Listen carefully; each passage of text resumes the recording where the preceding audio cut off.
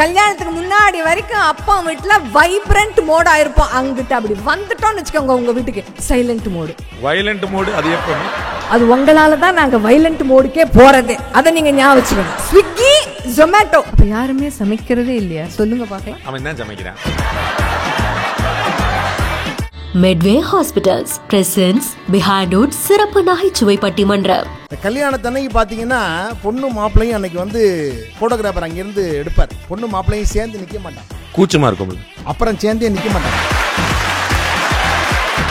கல்யாணத்தன்னைக்கு photographer அங்கேருந்து சொல்லுவார், மாப்பிள்ளை க்ளோஸ், மாப்பிள்ளை க்ளோஸ், மாப்பிள்ளை க்ளோஸ். எங்க இருக்க அந்த ஆண்கிட்ட இதயத்துல பலம் சொல்லுங்க பாக்கலாம். வெளியில தான் உதார் எல்லாம். நீங்க எவ்வளவு பெரிய புலியாக இருந்தாலும் வீடுன்னு வரும்போது அடங்கி போகிற எலிதான். ஏன்னா அத்தனையும் தாங்க கூடியவள் அவதான். நடுவர்களே, மேடையில நான் தான் ரொம்ப அழகு தெரியுமா உங்களுக்கு? என்ன சந்தேகம்? நீங்களே சேர்த்தான். ஏன்னா உலகத்துல எல்லாமே ஆணினம்தான் அழகு. தான் தான் அழகுன்னு பெருமை பீத்திக்கிறது பெண்கள் தான் நினைச்சேன். இன்னிலிருந்து தேவகோட்டை ராமநாதன் அதுல சேர்ந்துட்டேன். நாங்க அதை சொல்லிக்க கூடாது, ஆனா அவர் அதை சொல்லிக்கலாம். சொல்ல மாட்டீங்களேம்மா, சொல்ல மாட்டீங்க. நாங்க எவ்வளவு தூரம் போய் சொல்றோம், நீங்க ஒரு தடவையா சொல்லலாம்ல. சீரியல் பாக்குறாரு, பள்ளிக்கூடம் போறது இல்ல. அடுத்தது பார்ட் டைமா புரோக்கர் வேலை. உனக்கு கல்யாணம் ஆட்டுக்கு நான் என்ன வழின்னு சொல்றேன். அந்த அம்மா வீட்டுக்காரரு வாத்தியார் வேலை பாக்குதுன்னு நினைச்சிட்டு இருக்கு. இவர் சீரியலை பார்த்துட்டு புரோக்கர் வேலை பார்த்துட்டு இருக்காரு. அப்ப அந்த டோட்டல் ஃபேமிலி டேமேஜ் பண்ணிட்டீங்களேம்மா.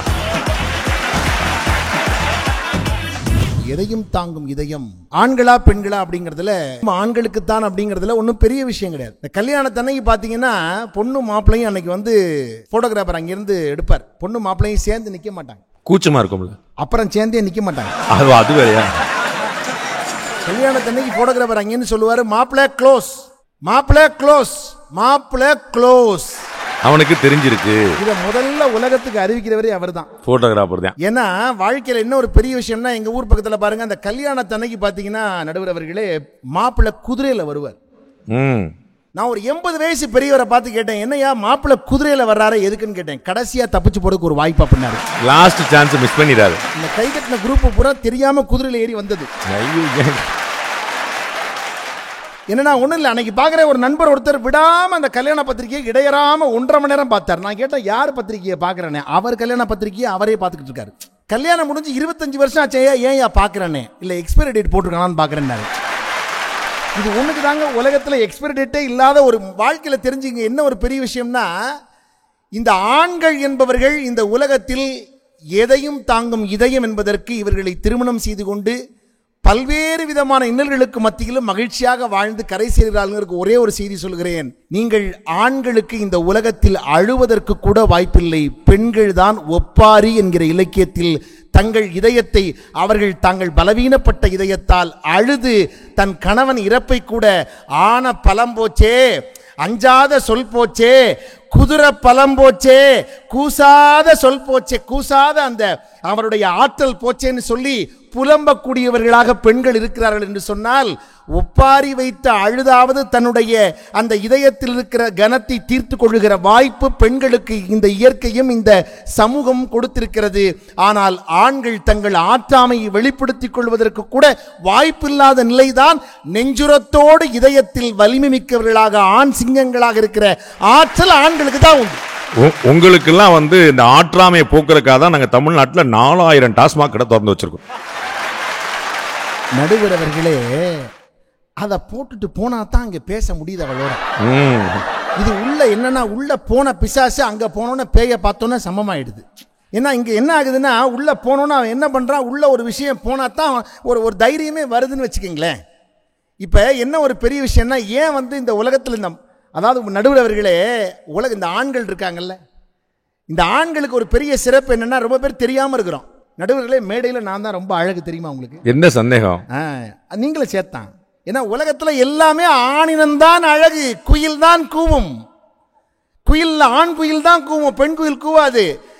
மான்கள்ல கலைமான், ஆண் மானுக்கு தான் ரொம்ப அழகான கொம்பு இருக்கும். யானையில ஆண் யானைக்கு தான் தந்தம் இருக்கும். எல்லாமே சேவல் பாருங்க, ஆண் சேவல்லாம் அந்த கொண்டை வைத்திருக்கும், அழகா இருக்கும். அந்த சேவல் கூவும், ரொம்ப மகிழ்ச்சி. எல்லாத்துக்குமே அழக பூரா ஆண்களுக்கு கொடுத்தான்.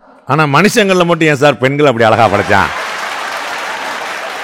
அதை ஒண்ணு மட்டும் பாருங்க. எப்படின்னா, அந்த கொசு இருக்கு பாருங்க, கொசுல பெண் கொசு தான் கடிக்கும். சயின்ஸ் அது சயின்ஸ் சயின்ஸ் சயின்ஸ் அது நிரூபிக்கப்பட்ட உண்மை.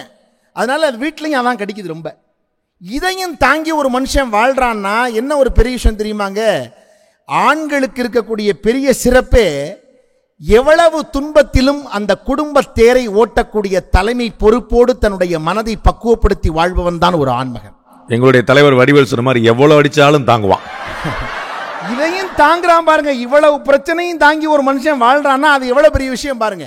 ஒரு ஆணுக்கு ஆண் என்றைக்கு எதிரியா இருக்கிறது இல்ல, ஒரு பெண்ணுக்கு பெண் தான் எதிரியா இருக்கா. மாமியார் மருமக பாருங்க, அவங்களுக்குள்ள இருக்க பிரச்சனையை ஒரு ஆண் தாங்கிக்க வேண்டியதா இருக்கு. ஒரு நாத்தனார் அந்த பெண்களுக்குள்ள உள்ள பிரச்சனையை ஒரு ஆண் தாங்க வேண்டியதா இருக்கு.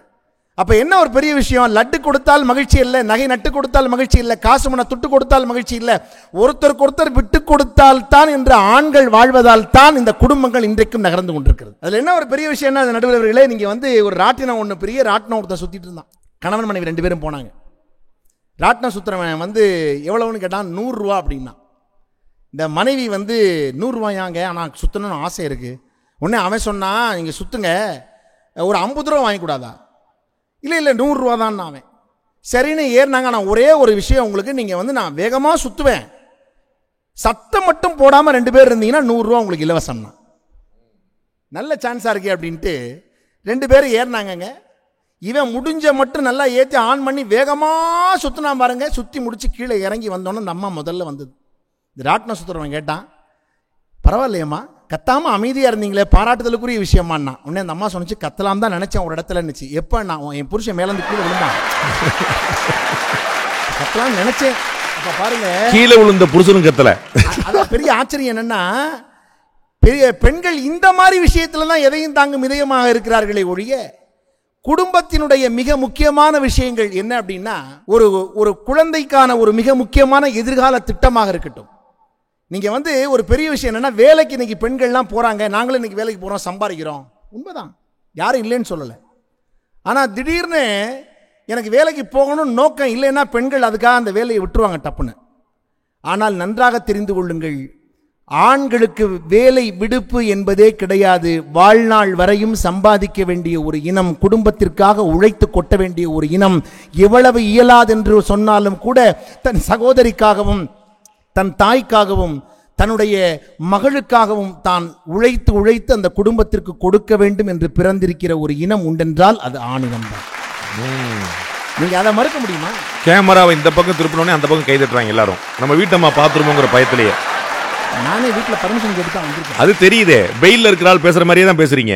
அதுல என்ன ஒரு எந்த இடத்திலும் கூட நெறியோடு நின்று பேசக்கூடியவர்களாக, மன வலிமைக்கு யாரையும் எதிர்த்து பேசக்கூடிய, ஒரு எதிர் நின்று கேள்வி கேட்கக்கூடிய ஆற்றல் வாய்ந்தவர்களாக ஆணினம் இருக்கிறது என்று சொன்னால் அறத்திற்கு எதிராக போராடு. அதே சமயத்தில் இல்லத்தில் இருக்கக்கூடியவர்களோடு விட்டு கொடுத்து போக, எங்கு வளைய வேண்டுமோ அங்கு வளைந்து, எங்கு வாழ வேண்டுமோ இல்லத்திற்குள் விட்டு கொடுத்து போகிற அந்த மனோபக்குவத்தோடு வாழக்கூடியவர்களாக இந்த ஆணினம் இருப்பதால், நடுவர் அவர்களே, கண்டிப்பாக நீங்களும் இந்த இனத்தோடு இணைந்த ஒருவர் என்பதால் கண்டிப்பாக ஆண்களுக்கே என்கிற தீர்ப்பினை நீங்கள் வழங்க வேண்டும் என்கிற ஒரு மிகச்சிறந்த வேண்டுகோளை வைத்து விடைபெறுகிறேன். நன்றி, வணக்கம். தீர்ப்பை மாத்தி சொன்னா ஆம்பளே இல்லைன்னு சொல்லிடுவார் போல. எப்படிப்பட்ட விஷயத்தை எப்படி செக் வச்சு போறாரு? நீங்களும் ஒரு ஆண் தான் என்பதனால் ஒழுங்காக தீர்ப்பை சொல்லும்படி கேட்டுக்கணும். ஒரு ஆச்சரியமான செக் வச்சு போறாரு. இறுதியாக வாங்க சாம்பலாமா. நான் அங்கேருந்து தொடங்குறதா இங்கேருந்து தொடங்குறதான்னு தெரியல. நிறைய பேசினாங்க, ரொம்ப பேசிட்டாங்க, ரொம்ப பேசி. அதாவது ஆம்பளைங்கெல்லாம் இப்படி புலம்புவாங்கங்கிறத இங்கே தான் நிறைய தெரிஞ்சுக்கிட்டோம். எவ்வளோ புலம்பல், சயின்ஸ்லேருந்து கொஞ்சம், லிட்ரேச்சர்லேருந்து கொஞ்சம், எக்ஸாம்பிளா ஹிஸ்ட்ரியிலேருந்து கொஞ்சம், அப்ரஹாம் லிங்கன் என்ன, தாமஸ் ஆல்வா எடிசன் என்ன, நிறைய உதாரணங்கள் எல்லாம் எடுத்து சொன்னார். தாமஸ் ஆல்வா எடிசனுடைய டப்பாவில் நீ உனக்கு அறிவு பத்தாதுன்னு எழுதி கொடுத்ததுக்கு அப்புறமும் அந்த உலகத்துக்கே தன்னை திரும்பி பார்க்க வச்சவர் தாமஸ் ஆல்வா எடிசன். இந்த கதை ரொம்ப அழகா, ஆனால் எவ்வளோ அழகா எடிட்டிங் பண்ணியிருக்காரு தெரியுமா? என்னம்மா எழுதியிருக்கேன்னு அந்த பிள்ளைகிட்ட அந்த அம்மா சொல்லாமலேயே அந்த பிள்ளைகிட்ட இருக்கிற தன்மையை வெளியில கொண்டு வந்தா. அவதான் அந்த தாய். அதை எதை தம் பிள்ளைய மக்குன்னு சொல்றதை எந்த தாயாலையும் தாங்க முடியாது, பொறுத்துக்கிட்டா. புருஷனை சொன்னா கூட பரவாயில்ல, பிள்ளைய சொன்னா ஒத்துக்கிட. அது யாரு பெத்த பிள்ளையோங்க? இது நான் பெத்த பிள்ளை இல்ல, சொல்லுங்க பாக்கலாம். தாங்க முடியாது. அந்த பிள்ளைகிட்ட அதை சொல்லல, அந்த இடத்த அப்படியே லேசா கத்திரிக்கோள் போட்டார். கஷ்டப்பட்டு நொந்து வேதனைப்பட்டு அப்படி இப்படி கடனை உடனே வாங்கி வீட்டை கட்டுவாராம். பேரை மனைவியினுடைய பேரை வைப்பாராம். ஏங்க இருக்கிற நகை நட்டெல்லாம் வித்து தானே வீடு கட்டினீங்க, அப்ப என் பேர் தானே வைக்கணும். யார் பேர் வைக்கிறது வீட்டுக்கு சொல்லுங்க பார்க்கலாம். அங்க வாத்தியாருன்னு நினைச்சோம்ல அருள் பிரகாஷ் சார், அவர் சீரியல் பாக்குறாரு, பொழுதன்னைக்கு சீரியல் தான். இந்த அம்மா எத்தனை வருஷமா அழுவுது, அதை பார்த்து அந்த வீட்டு அம்மா எத்தனை வருஷமா அழுவுது, இவர் வீட்டு அம்மா எத்தனை வருஷமா அழுவுது. சீரியல் பாக்குறாரு, பள்ளிவிடம் போறது இல்லை. அடுத்தது பார்ட் டைமா புரோக்கர் வேலை. உனக்கு கல்யாணம் ஆகிறதுக்கு நான் என்ன வழின்னு சொல்றேன், உங்க அம்மாவுக்கு பிடிச்ச மாதிரியே புடவை கட்டிக்க. அது இது ஒரு வேலையா? அந்த அம்மா வீட்டுக்காரரு வாத்தியார் வேலை பாக்குதுன்னு நினைச்சிட்டு இருக்கு, இவர் சீரியலை பார்த்துட்டு புரோக்கர் வேலை பார்த்துட்டு இருக்காரு. அப்ப அந்த டோட்டல் ஃபேமிலி டேமேஜ் பண்ணிட்டீங்களேம்மா. அவ்வளவு பெரிய ஒரு ஆசிரியர் பெருமானார பள்ளிக்கூடத்தை நீங்க சொல்ல, அவர் என்ன உதாரணம் கொடுக்கிறார் பாருங்க நடுவர் அவர்களே, இவ்வளவு உதாரணம் கொடுக்கிறார், எப்படி சொல்லுங்க பார்க்கலாம். இந்த பட்டிமன்றத்துக்கு வரத்துக்காக கொஞ்சம் அப்படி இப்படி டச்சப் போட்டுக்க பார்லர் போயிருக்கிறார் என்னுடைய அண்ணன் மணிகண்டன். அப்ப அந்த அங்க இருக்கிற கார்டு எடுத்து பார்த்துட்டார், எத்தனை சர்வீஸ் இருக்கு. அது அப்படியே லிஸ்டா பேர் எடுத்துட்டு வந்து இது இருக்கு அது இருக்கு அது இருக்கு எல்லாம் செஞ்சும் அவங்க அதே மாதிரி தான் இருக்காங்க. வீட்டுல அடிபட்டு நொந்து படுற வேதனையை வெளி உலகத்துக்கு காமிச்சக்க கூடாதேன்னு மேக்கப் போட்டுக்கிறேன். இது ஒரு தப்பாயா சொல்லுங்க பார்க்கலாம். என்ன அடி வாங்கினாலும் நான் என்ன ராசா நல்லாத்தான் வச்சிருக்கான்னு சொல்லிக்கிறதுக்காக போடுற மேக்கப் அங்க குத்துது. அப்துல் கலாம் அவனுடைய ஒரு வரலாறை சொல்லும்போது அது மறுக்கப்படுவதற்கே கிடையாது. அந்த ஐயாவை பற்றிலாம் நம்ம ஒரு நகைச்சுவைக்காக கூட ஒரு உதாரணம் எடுக்க முடியாது. எத்தனையோ பேர் இறப்பெல்லாம் வந்ததுக்கு அப்புறமும் நாட்டுக்காக உழைத்தவர் அப்படின்னு சொன்னவர் தான் 5 நிமிஷத்துக்கு முன்னாடி ஒருத்தர் எழுந்து போனதுக்கே அந்த குதிச்சாரா இல்லையா? என்னங்க இது, நீங்க என்ன உதாரணம் சொல்றீங்க, என்ன பண்ணிட்டு இருக்கீங்க? தான் தான் அழகுன்னு பெருமை பீத்திக்கிறது பெண்கள் தான் நினைச்சேன். இன்னிலிருந்து தேவகோட்டை ராமநாதன் அதுல சேர்ந்துட்டேன். சொல்லுங்க, நாங்க அழகு இந்த எவ்வளவு அழகா வந்திருக்காரு இல்லைன்னு சொல்லல, அதை சொல்றது நாங்க அதை சொல்லிக்க கூடாது, ஆனா அவர் அதை சொல்லிக்கலாம். வித்தியாசமா இருக்கு. சொல்ல மாட்டீங்களேம்மா, சொல்ல மாட்டீங்க. நாங்க எவ்வளவு தடவை போய் சொல்றோம், நீங்க ஒரு தடவையா சொல்லலாம்ல. அழகா இருக்கீங்க நாங்க சொன்னா உங்களுக்கு அதோட நிறுத்த தெரிய மாட்டேங்குது, அங்கதான் அக்க போற, அதனாலதான் சொல்றதே கிடையாது நாங்க யாருமே. சொல்லுங்க பார்க்கலாம், இல்லன்னு சொல்லுங்க பார்க்கலாம். சொல்ல மாட்டோம், அதை கூட சொல்வதற்கு முடியாது. கல்யாணத்துக்கு முன்னாடி வரைக்கும் நாங்கெல்லாம் ஒரு மோட்ல இருப்போம், கல்யாணத்துக்கு அப்புறம் வேற மோடு. கல்யாணத்துக்கு முன்னாடி வரைக்கும் அப்பா வீட்டுல வைப்ரண்ட் மோடா இருப்போம், அங்கிட்ட அப்படி வந்துட்டோம்னு வச்சுக்கோங்க உங்க வீட்டுக்கு சைலண்ட் மோடு. வயலண்ட் மோடு அது எப்பமா? அது உங்களால தான் நாங்க வயலண்ட் மோடுக்கே போறதே, அதை நீங்க ஞாபகம் வச்சுக்கணும். அமைதியா ஓடுற அம்புட்டு நதிக்கும் பொம்பளை பேருங்க, கொஞ்சம் யோசிச்சு பாருங்க. எத்தனை தடை வந்தாலும் எல்லாத்தையும் தாண்டி தாண்டி தாங்கி தாங்கி தாங்கி போய்கிட்டே இருக்கும். ஆக்ரோஷமா அலப்பறை பண்ணும் தெரியுமா, அங்க இருக்கா மாதிரி. அதுக்கு தான் பிரம்மபுத்திரா, சன், தாமோதர்னு ஆண்கள் பேர். சத்தம் போட்டு அலப்பறை பண்ணுவது மட்டும்தான் அழகுன்னு நினைச்சுக்கிட்டு இருக்கிறது தான் தன்னுடைய பலம்னு நினைக்கிறாங்க தெரியுமா. அது மிகப்பெரிய பலவீனம்ன்றது இந்த ஆண்களுக்கே தெரியறது கிடையாது. ஒரு பாயிண்ட சொன்னாங்க, ஆண்களுக்கு ஏன் ஹார்ட் அட்டாக் வருதுன்னா அதுல தேவகோட்டை ராமநாதன் சொன்னார், அழுவதற்கு கூட எங்களுக்கு உரிமை இல்லை. யாரு கொடுக்கணும்? அழ வேண்டித்தானே ஒரு ஓரமா போய். யாரு நிறுத்தினது? ஓன்னு இப்பதான் மைக்கு முன்னாடி ஒப்பாரி வச்சாச்சு இல்ல, அப்புறம் யாரு அழ உரிமை கொடுக்கல? உரிமை கொடுக்கலன்னா என்னங்க அர்த்தம் சொல்லுங்க பார்க்கல. யார் உங்களை அழ வேண்டாம்னு சொன்னது? நம்மளா சொல்றது. அது என்ன உங்களுக்கு அவ்வளவு வரட்டு பிடிவாதம், வரட்டு கௌரவம்? எதா இருந்தாலும் இந்த ஆம்பளை அழமாட்டான், நீ அழாம இருந்தா ஹார்ட் அட்டாக் வந்து சாவத்தான் செய்வேன். நாங்க என்ன பண்ண முடியும் அதுக்கு சொல்லுங்க பார்க்கலாம். புலம்பிடுவோம். இப்படியாமா சாபம் விடுறது? சாபம் இல்ல, இதுதான் உண்மை, இதுதான் உண்மை.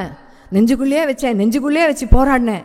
யாரு நமக்கு சிலை திறக்க போறா? நெஞ்சு கொஞ்சம் வாயை விட்டு கத்தி புலம்பி அழுது பாரத்தை குறைச்சாதான் என்ன, அதைத்தான் நாங்க பண்றோம். அதனால தான் ஆண்களுக்கு அதிகமா ஹார்ட் அட்டாக் வருது, எங்களுக்கு கொஞ்சம் கம்மியா வருது. எங்களை பார்த்து கத்துக்க வேண்டியதானே. உங்களை பார்த்தானங்க அவங்களுக்கு ஹார்ட் அட்டாக்கே வருது.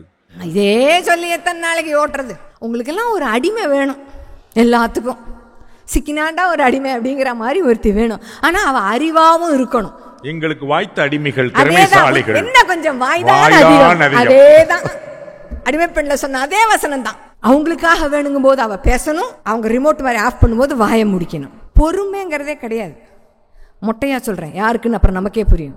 பொறுமைன்றது கொஞ்சம் கூட கிடையாது. அதான் மொட்டையான்னு சொல்லிட்டீங்களே. ஆமா, ஒரு விஷயத்தை பேசி ஒரு தடவைக்கு 4 தடவையா பேசி டிஸ்கஸ் பண்ணி முடிவெடுக்கலான்னு நம்ம உக்காந்தாக்க, முடிவா நீ இப்ப என்ன சொல்றேன்னு தான் முதல் வார்த்தையை ஆம்பளை பேசுவோம். எப்படி முடிவெடுக்க முடியும்? இல்ல சுயநினைவோட இருக்கிற நாங்க அடிக்கடி சொன்னதே சொல்றதே இவங்களால கேட்க முடியல. 7 மணிக்கு மேல எனக்குள் ஒருவன் அப்படிங்கிற ரேஞ்சில் வீட்டுக்கு வந்து இவங்க உளர்ற இருக்கு தெரியுமா. இதுல கேட்டகரி வேற இருக்கு. சந்தோஷ குடி, வேதனை குடி, ரெண்டு இருக்கு. ப்ரமோஷன் கிடைச்சா சந்தோஷ குடி, வேலை போயிடுச்சுன்னா வேதனை குடி. இந்த மாதிரி கேட்டகரியா பிரிச்சுக்கிறது. யோசிச்சு பாருங்க. அதை பார்த்து வளர்ற புள்ள அந்த அப்பாவை தப்பா நினைச்சிடக்கூடாதுன்னு அவ பரிதவிப்பா பாரு. அந்த கணவனுக்கும் அந்த பிள்ளைக்கும் நடுவுல அந்த இதயம் யாருக்கு அங்கே பலமா இருக்கு? பரிதவிப்பா, சொல்ல முடியாது, ஆத்திக்க முடியாது. அந்த மனுஷனே 4 போடுவா உனக்கு. ஆனா ஒரு நம்பிக்கையில சமைச்சு வச்சிருப்பா, இது நாளைக்காவது திருந்தும், இது நாளைக்காவது திருந்தும், இதோட இது விட்டுடுன்னு. அது அத்தோட ஆனா விடாது. அப்ப கூட இது திருந்தும் தான் சொல்லி எங்களை வளர்த்திருக்கீங்க பாத்தீங்களா? அவர் திருந்துவாரு நீங்க சொல்லவே இல்லை. அந்த அவரெல்லாம் யார பக்கத்து வீட்டுக்காரதாங்க அவருங்கணும், என்னோட தானே அது இதுதாங்க உரிமையா சொல்ல முடியும். என்ன பேசுறீங்க நீங்க? சொல்லுங்க பார்க்கலாம். என்ன அவர் உங்களுக்கு அது இதுன்றது? ஏயா வாயா போயெல்லாம் அன்பின் உச்சம் அங்க எப்படியோ நமக்கு தெரியல. சொல்லுங்க பார்க்கலாம். நாளைக்கு திருந்தும் நாளைக்கு திருந்தும்னு சமைச்சுதானே வச்சிருப்பா. பசங்க கொஞ்சம் வளர்ந்ததுக்கு அப்புறம் சொல்லுவா, அவர் எங்கடா உழுந்து கிடக்கிறாரு, போய் தூக்கிட்டு வாடா. வரும்போது அவரை எதுவும் மரியாதை குறைவா பேசிராதரா, தாங்க மாட்டாரும்பா. யாரு இதயம் இங்க பலமா இருக்கு? சொல்லுங்க பார்க்கலாம். நொந்து போய் திரும்ப குடிக்க போயிடுவாரு. இந்த கண்ணுக்கு முன்னாடி இருக்கிற பொருள் இருக்கு பாத்தீங்களா, அது அம்மா பெருசா அங்கேயே இருக்கும், ஆண்கள் கண்ணுக்கு தெரியாது. அந்த பொருள் எங்க இருக்கு, வந்து கொஞ்சம் எடுத்து கொடு. எங்கேயோ வேலை செஞ்சுட்டு இருக்கவங்கள கூப்பிடுவாங்க, நம்ம போன உடனே அந்த பொருள் வா வான்னு நம்மளை கூப்பிட்டு எடுத்து கொடுப்போம். அதை ஒளிச்சு வச்சதே நீங்க தானம்மா. நாங்க மறைச்சே வைக்கல, அது கண்ணுக்கு முன்னாடியே இருக்கு. இதுல இருந்து என்ன தெரியுது? இந்த அலெக்சா, கூகுள் அசிஸ்டன்ட் எல்லாம் எங்களை பார்த்தாங்க கண்டுபிடிச்சது.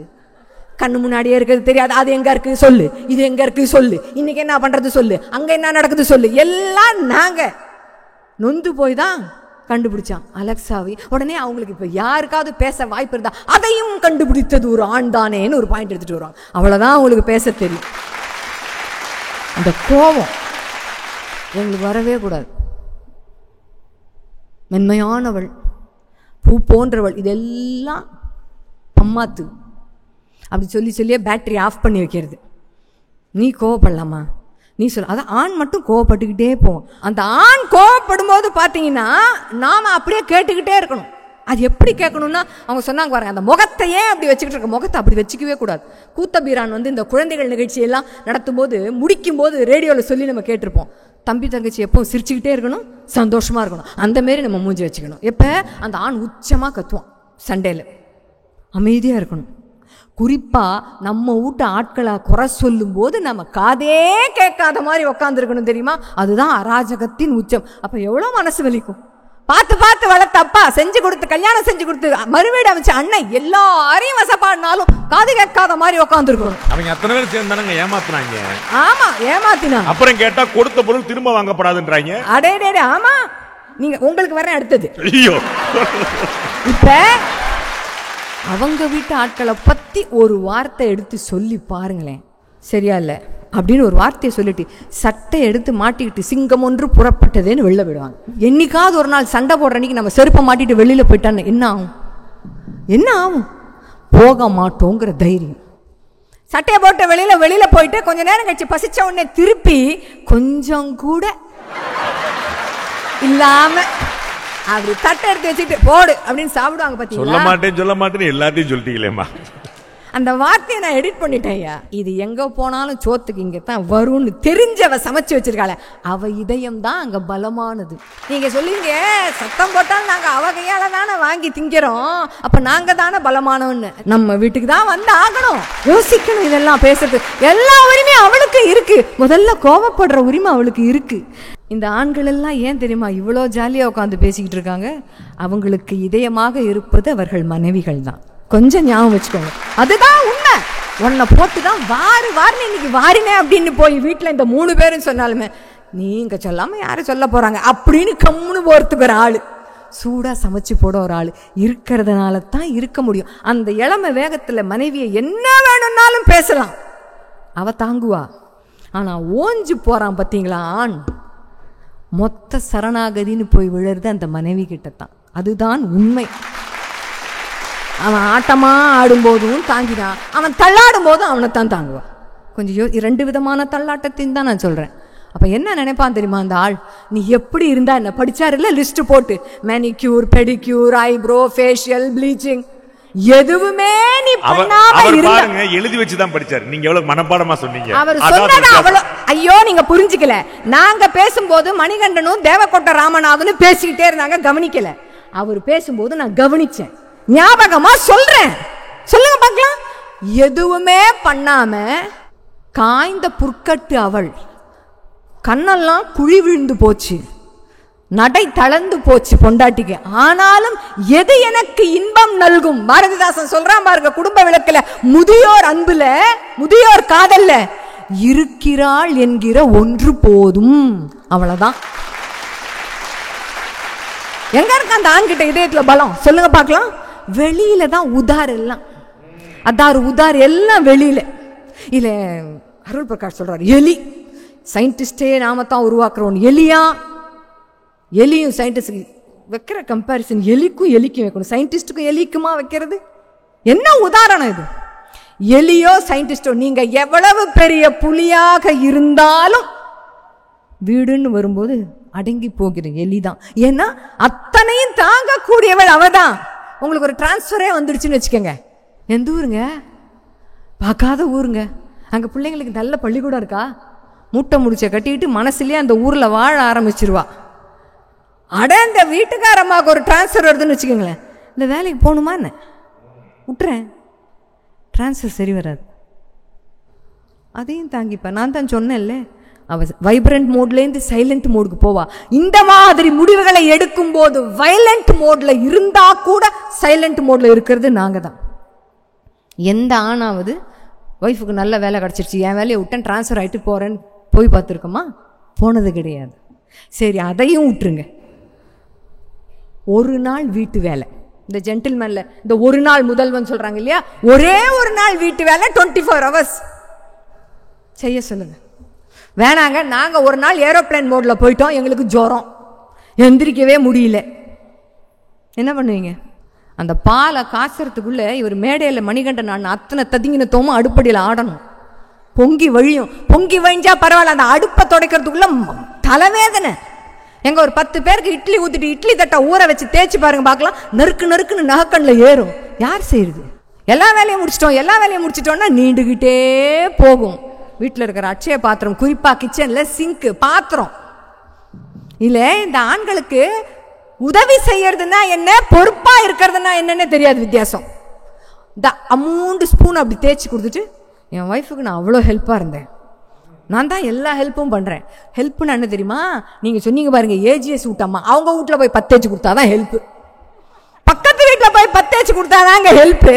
நம்ம வீட்டில் நீங்கள் சாப்பிட்டு சாப்பிட்டு சிங்க்ல தூக்கி எறிஞ்சிங்களே பாத்திரம், அதுக்கு ஹெல்ப் இல்லை. பொறுப்புகளை நீங்களும் பகிர்ந்துக்கிறது. உங்களுக்கு அடி வாங்கி கொடுக்காம ஓய மாட்டாங்க போல மேடம். ஷேரிங் த ரெஸ்பான்சிபிலிட்டி, அது தெரியாது. ஹெல்ப்னா என்னன்னு தெரியாது, ரெஸ்பான்சிபிலிட்டினா என்னன்னு தெரியாது. பிள்ளை பக்கிறது தான் எங்களுக்கு பெருமை இல்லைங்க. சரிங்க, விட்டுருங்க, உங்கள் வார்த்தைக்கே வரேன். குறைப்பிரசவத்தில் பிள்ளைய பறி கொடுக்குறாள்ல, அதுக்கப்புறம் நான் அம்மா ஆயிட்டேனா ஆகலையான்னு தெரியாமலேயே ஒரு பெண்ணும் தவிக்கிறாளே. கையில் பிள்ளை இருக்காது, ஆனால் உடம்புல எல்லா மாற்றமும் பிள்ளை பெற்றதற்கான மாற்றம் இருக்கே, அந்த வலி ஆணுக்கா பெண்ணுக்கா? சொல்லுங்க பார்க்கலாம். தெரியாது. அந்த ஆணுக்கு அந்த வலியை உணர முடியாது, வெளியில் போயிடுவான், மறந்து போயிடும். உடல்ல இருக்கிற எல்லா மாற்றமும் ஒரு தாயானதற்கான மாற்றம் இருக்கும், ஆனா கையில பிள்ளை இல்லை.